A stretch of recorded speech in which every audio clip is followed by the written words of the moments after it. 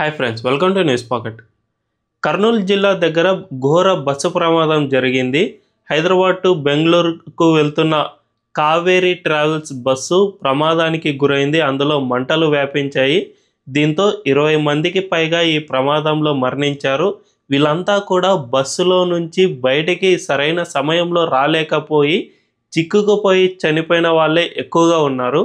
అయితే మన దేశంలో ఎక్కువగా స్లీపర్ బస్సులే ప్రమాదానికి గురవుతూ వస్తూ ఉన్నాయి. జనరల్గా నార్మల్ సీటింగ్ లేదంటే పుష్ బ్యాక్ సీట్లు ఇలా ఉన్న బస్సులు ప్రమాదానికి గురైతే ఇంత ఎక్కువ మంది ఎప్పుడు మరణించిన దాఖలాలు లేవు. జస్ట్ స్లీపర్ బస్సుల్లో మాత్రమే ఇంత ఎక్కువగా మరణిస్తూ ఉన్నారు.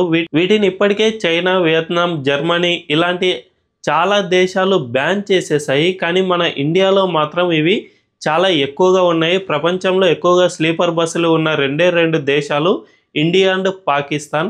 మరి మన దేశంలో ఎందుకు ఇవి ఎక్కువగా ఉన్నాయి? వీటిని చైనా, జర్మనీ ఇలాంటి దేశాలు ఎందుకు బ్యాన్ చేశాయి?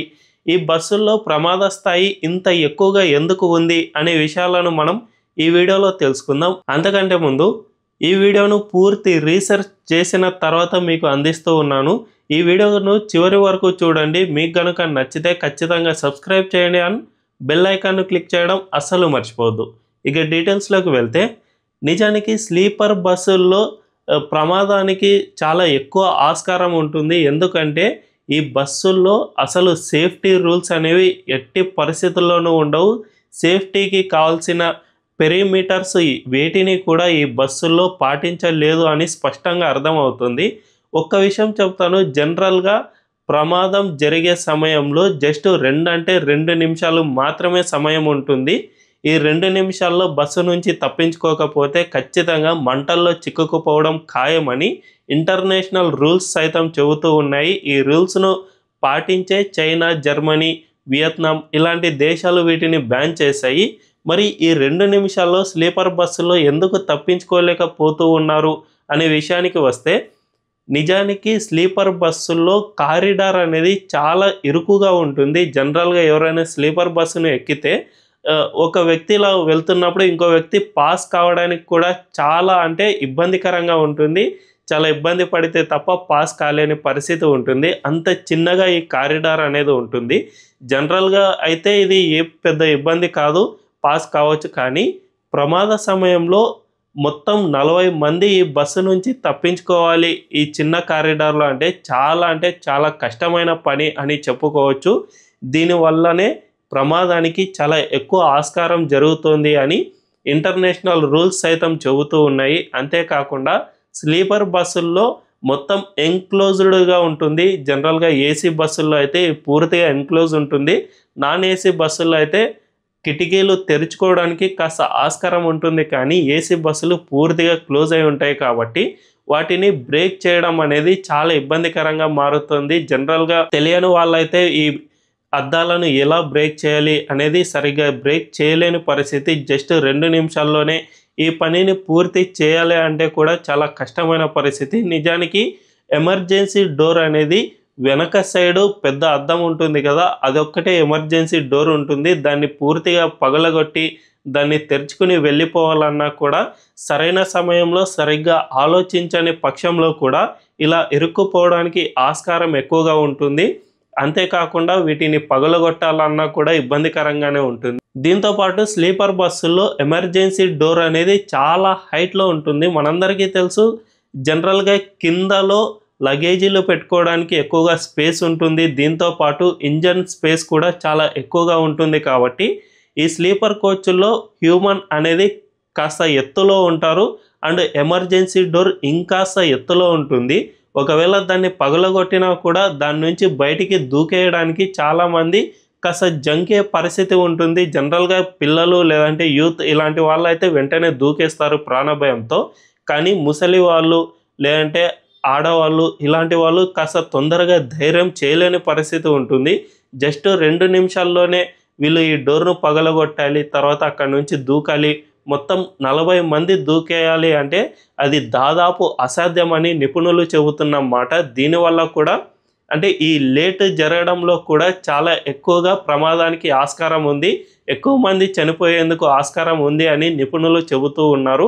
సో ఇదే కాకుండా ఇది స్లీపర్ బస్సులో మనం పడుకొని ఉంటాం కదా, ఏదైనా బస్సు ఏదైనా వాహనానికి గట్టిగా ఢీకొన్నప్పుడు పడుకున్న వ్యక్తి డైరెక్ట్గా జారిపోయి గోడకు గుద్దుకునే అవకాశం ఉంటుంది. ఇది వెన్నెముకపై డైరెక్ట్గా ప్రభావం చూపిస్తుంది. తద్వారా వెన్నెముకపై ఉన్నట్టుండి ప్రభావం పడటం ద్వారా వెంటనే రియాక్ట్ కావడానికి కూడా ఆస్కారం ఉండదు అని వైద్యులు సైతం చెబుతూ ఉన్నారు. ఇటువంటి కారణాల వల్ల స్లీపర్ బస్సులు చాలా అంటే చాలా ప్రమాదకరంగా మారుతూ ఉన్నాయి. నిజానికి ఈ స్లీపర్ బస్సుల కాన్సెప్ట్ను చైనాలో ఫస్ట్ తీసుకువచ్చారు. 2009 ఆ సమయంలో చైనాలో ఎక్కువగా స్లీపర్ బస్సులు తిరిగేవి. కానీ 2009 నుంచి 2013 మధ్యలో మొత్తంగా 13 స్లీపర్ బస్సులు ప్రమాదానికి గురయ్యాయి. ఇందులో 252 మంది దాకా మరణించారు. దీంతో చైనా గవర్నమెంట్ వెంటనే రియాక్ట్ అయ్యింది.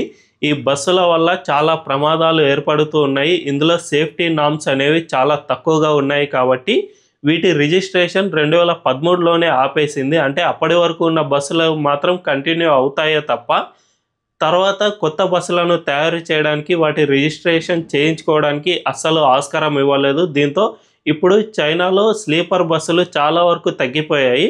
అయితే ఇదే కాకుండా వియత్నాంతో పాటు అటు జర్మనీ ఇలాంటి దేశాలు కూడా వీటిని పూర్తిగా నిషేధించేశాయి. కానీ మన ఇండియాలో ఈ బస్సులు ఇంకా చాలా ఎక్కువగానే ఉన్నాయి.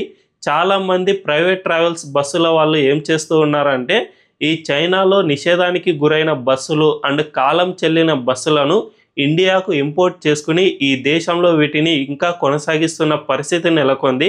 దీనివల్లనే ప్రపంచంలో ఇండియా అండ్ పాకిస్తాన్లో మాత్రమే స్లీపర్ బస్సుల సంఖ్య చాలా ఎక్కువగా ఉంది. ఈ బస్సుల్లో చాలా ఎక్కువగా చైనాలో కాలం చెల్లిన బస్సులను అండ్ అక్కడ రిజిస్ట్రేషన్ కాని బస్సులను మన ఇండియాలోకి ఇంపోర్ట్ చేసుకోవడం వల్ల మాత్రమే ఇంత ఎక్కువ సంఖ్యలో బస్సులను ఇక్కడ నడుపుతూ ఉన్నారు. మన ఇండియా ఇప్పటికైనా దీనిపై కఠినమైన చర్యలు తీసుకోవాల్సిన అవసరం ఉంది. ఇప్పుడు కర్నూలు ఇన్సిడెంట్ మాత్రమే కాదు, గతంలో హైదరాబాద్లో జబ్బార్ ట్రావెల్స్ కూడా ఇదే విధంగా దారుణ ప్రమాదానికి గురైంది. అంతేకాకుండా ఇండియా వ్యాప్తంగా చాలా ఎక్కువగా స్లీపర్ బస్సులు మాత్రమే ఇంత పెద్ద ఎత్తున ప్రమాదాలకు గురవుతూ ఉన్నాయి. చిన్నపాటి యాక్సిడెంట్ జరిగినా కూడా ఇందులో అగ్ని ప్రమాదం సంభవించడం, తద్వారా ఇది బస్సు మొత్తం వ్యాప్తి చెందడం, 2 నిమిషాల్లోనే ప్రయాణికులు అందరూ తప్పించుకోవడం సాధ్యం కాక అందరూ సజీవ దహనం కావడం, ఇలాంటి ఘోర ప్రమాదాలు స్లీపర్ బస్సుల్లోనే ఎక్కువగా జరుగుతూ ఉన్నాయి. సో దీనిపై central government and state governments చర్యలు తీసుకోవాల్సిన అవసరం ఉంది. వీటికి సేఫ్టీ నామ్స్ అయినా పెంచాలి, లేదంటే ఈ బస్సులను బ్యాన్ అయినా చేయాలి. సేఫ్టీ నామ్స్ పెంచడం అంత కష్టమేమీ కాదు. ఎందుకంటే స్లీపర్ బస్సులో ఒకవైపు 2 సీట్లు ఉంటాయి, మరొక వైపు సింగిల్ స్లీపర్ సీట్లు ఉంటాయి. కాబట్టి ఈ సింగిల్ స్లీపర్ సీట్లను కింద ఉన్న సీట్లను మాత్రమే తొలగిస్తే ఈ కారిడార్ అనేది కాస్త ఎక్స్పాండ్ అయినట్టు ఉంటుంది. పైన స్లీపర్ సీట్లను అలాగే కంటిన్యూ చేసినా కూడా కింద పరిగెట్టడానికి వీలుంటుంది కాబట్టి తప్పించుకోవడానికి కాస్త సాధ్యపడుతుంది. అంతేకాకుండా ఎమర్జెన్సీ డోర్లను ఈజీగా తెరుచుకునే విధంగా వీటికి ఏర్పాట్లు ఏమైనా చేస్తే కూడా సులభంగా తప్పించుకునేందుకు వీలవుతుంది. ఒకవేళ అది సాధ్యం కాని పక్షంలో ఈ స్లీపర్ బస్సులను పూర్తిగా బ్యాన్ చేసినా కూడా పెద్దగా నష్టం లేదని నిపుణులు చెబుతూ ఉన్నారు. ఎందుకంటే ఒకరోజు ప్రయాణం మాత్రమే కాబట్టి ఎలాగోలా పుష్ బ్యాక్ సీట్లను మరింత అంటే వెనక్కి ఇంకాస్త వచ్చేలా చేస్తే చాలామంది దానికే ప్రిఫర్ ఇస్తారు. ఎందుకంటే ఒక్కరోజు ప్రయాణం కోసం ప్రాణాలను పణంగా పెట్టే రిస్క్ ఎవరు చేయరు కాబట్టి ఇది కాస్త బెటర్ అని నిపుణులు చెబుతూ ఉన్నారు. మరి ఇప్పటికైనా సెంట్రల్ అండ్ స్టేట్ గవర్నమెంట్స్ దీనిపై ఎటువంటి చర్యలు తీసుకుంటాయో అనేది తెలియాలంటే వేచి చూడాల్సిందే. మరి ఈ స్లీపర్ బస్సులపై మీ అభిప్రాయం ఏంటి?